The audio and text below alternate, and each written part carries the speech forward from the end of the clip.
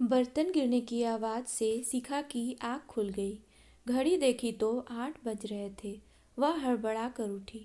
उफ, मम्मी जी ने कहा था कल सुबह जल्दी उठना है, रसोई की रस्म करनी है, हलवा पूरी बनाना है, और मैं हूँ कि सोती ही रह गई।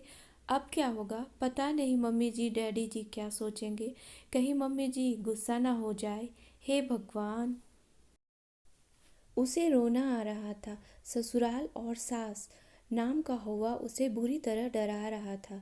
कहा था दादी ने, ससुराल है, जरा संभल कर रहना, किसी को कुछ कहने का मौका न देना, नहीं तो सारी उम्र तुम्हें ताने सुनने पड़ेंगे। सुबह सुबह उठ जाना, नहा धोकर साड़ी पहनकर तैयार हो जाना, अपने सास ससुर के पांव छूकर उनसे आशीर्वाद लेना।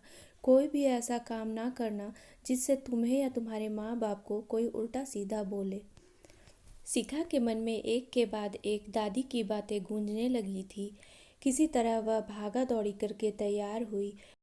ऊंची नीची साड़ी बांधकर वह बाहर निकल ही रही थी कि आईने में अपना चेहरा देखकर वापस भागी। न बिंदी न सिंदूर, आदत नहीं थी तो सब लगाना भूल गई थी। ढूंढ कर बिंदी का पत्ता निकाला, फिर सिंदूरदानी ढूंढने लगी। जब नहीं मिली तो लिपस्टिक से माथे पर हल्की सी लकीर खींचकर कमरे से बाहर आई। जिस हड़बड़ी में शिखा कमरे से बाहर आई थी वह उसके चेहरे से, उसकी चाल से साफ झलक रही थी। लगभग भागती हुई सी वह रसोई में दाखिल हुई और वहां पहुंचकर ठिठक गई। उसे इस तरह हड़बड़ाते हुए देखकर सासू माँ ने आश्चर्य से उसकी तरफ देखा।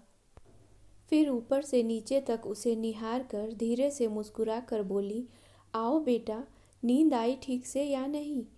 अचकचाकर बोली, जी मम्मी जी, नींद तो आई मगर जरा देरी से आई, इसलिए सुबह जल्दी आँख नहीं खुली। सॉरी। बोलते हुए उसकी आवाज़ से डर साफ झलक रहा था।